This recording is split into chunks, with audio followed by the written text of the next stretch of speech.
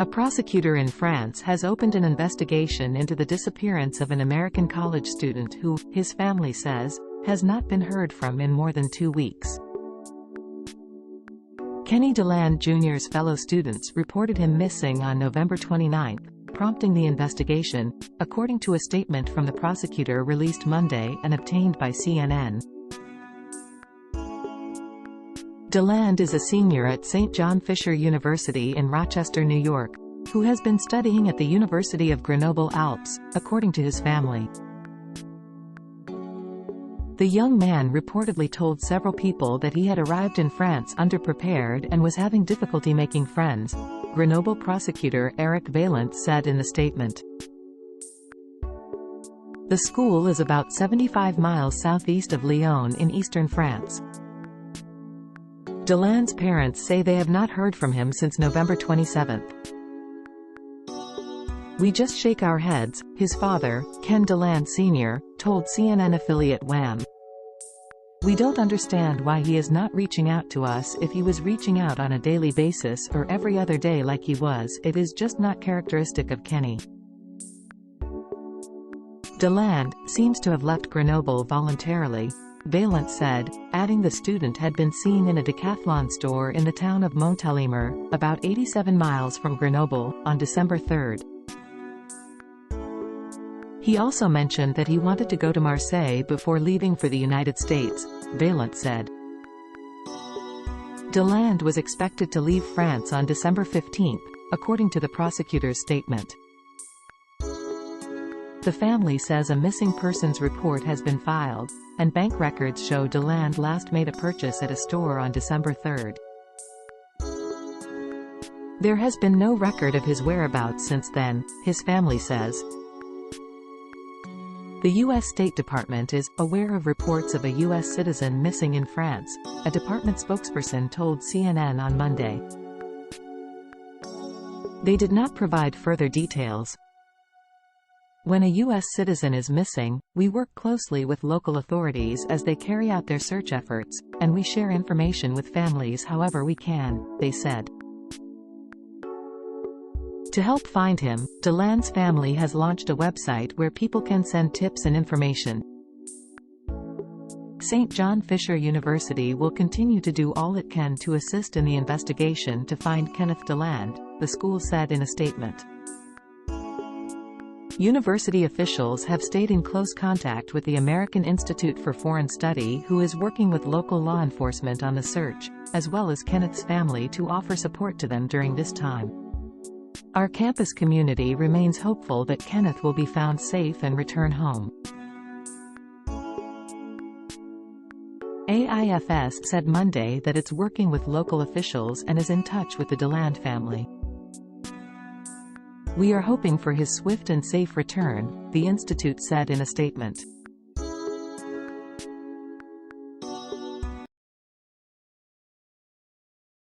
Kim Jong-un dogs end up at South Korean zoo after care costs throw. A pair of dogs gifted 4 years ago by the North Korean leader, Kim Jong-un, have ended up at a zoo in South Korea after a dispute over who should pay for the animals' care. But Moon gave up the dogs last month, citing a lack of financial support for the canines from the conservative government led by Yoon Suk-yeol. The dogs, named Gomi and Songgang, were moved to a zoo run by local officials in the southern city of Gwangju after a temporary stay at a veterinary hospital in the southeastern city of Daeju, zoo officials said. With the mayor of Gwangju, Kam Gi-jung, in attendance, the dogs were shown off on Monday with their name tags around their necks as journalists and other visitors took photos. Gomi and Songgang are a symbol of peace and South-North Korean reconciliation and cooperation. "We will raise them well like we cultivate a seed for peace," Kong said, according to his office. The dogs have 6 offspring between them, all born after they came to South Korea. One of them, named Baeyeol, has been raised in the Gwangju Zoo since 2019. The remaining 5 are in other zoos and a public facility in South Korea. Guangzhou officials said they would try to raise Baiyao and her parent dogs together, though they are being kept separately as they do not recognize each other. Gomi and Songgang are officially state property, and while in office, Moon raised them at the presidential residence.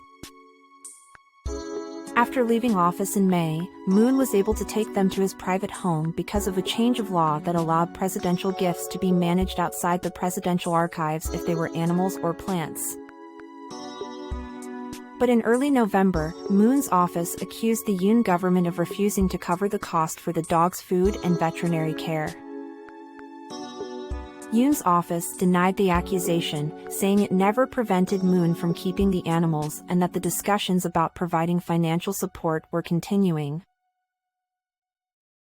Moon, a champion of rapprochement with North Korea, was credited with arranging now-dormant diplomacy on North Korea's nuclear program, but also faced criticism that his engagement policy allowed Kim to buy time and boost his country's nuclear capability in the face of international sanctions. Yoon has accused Moon's engagement policy of being submissive to North Korea. In 2000, Kim's late father, Kim Jong-il, gifted another pair of Pungsan dogs to then South Korean President Kim Dae-jung after a meeting in Pyongyang, the first inter-Korean summit since their division in 1948. The North Korean dogs lived at a public zoo near Seoul before they died in 2013.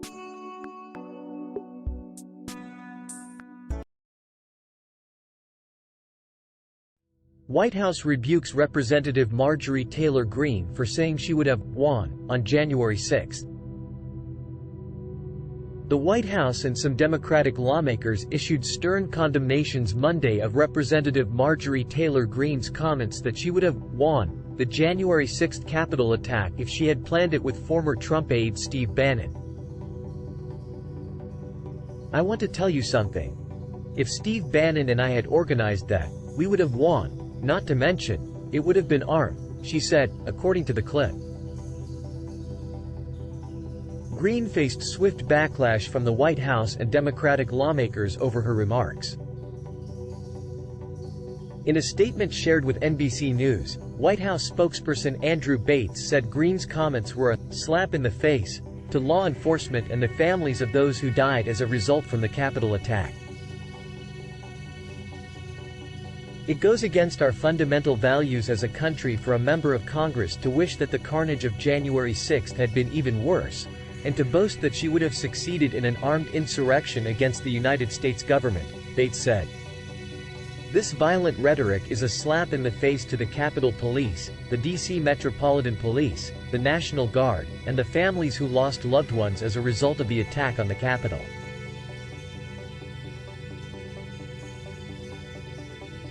"All leaders have a responsibility to condemn these dangerous, abhorrent remarks and stand up for our Constitution and the rule of law," he continued. Greene pushed back at the White House's condemnation of her remarks, which she described in a statement as sarcasm. "The White House needs to learn how sarcasm works. My comments were making fun of Joe Biden and the Democrats, who have continuously made me a political target since January 6, Greene said, accusing Democrats of smearing her character in the past, which she said has resulted in threats against her. Representative Hakeem Jeffries, whom House Democrats have elected as their leader in the next Congress, said Greene promoted violence and armed insurrection. When will so-called moderate Republicans like George Santos, Mike Lawler and Anthony D'Esposito denounce her? Jeffries tweeted Monday, referring to Republicans from New York recently elected to Congress. Representative Ruben Gallego, D. Ariz, decried Greene for reflecting the opposite of all American values, and criticized House Minority Leader Kevin McCarthy, R. Califf, during an appearance on MSNBC's Morning Joe, Monday. McCarthy previously vowed to restore Greene's committee assignments after the House voted last year to remove her from the panels in response to violent rhetoric against Democratic lawmakers. "What we know is that he has no values. He's just a power-hungry, Washington, D.C. ite that would do anything, including align himself with someone like Marjorie Taylor. And I think that's a very scary combination for this country, Gallego said, adding that he can't work with insurrectionists, such as Greene. NBC News reached out to McCarthy's office for comment. Representative Cori Bush, D-Mo, a progressive, also reacted to Greene's comments in a quote tweet of a video with Greene's comments. Tell us more and then what? Representative Ted Lieu, D. Califf, said that Greene's comments disrespected law enforcement and victims' families. What I want to know is how you would have made the insurrection successful. Would you have hanged Mike Pence? Shot police officers? Attacked senators with space lasers? Lieu tweeted,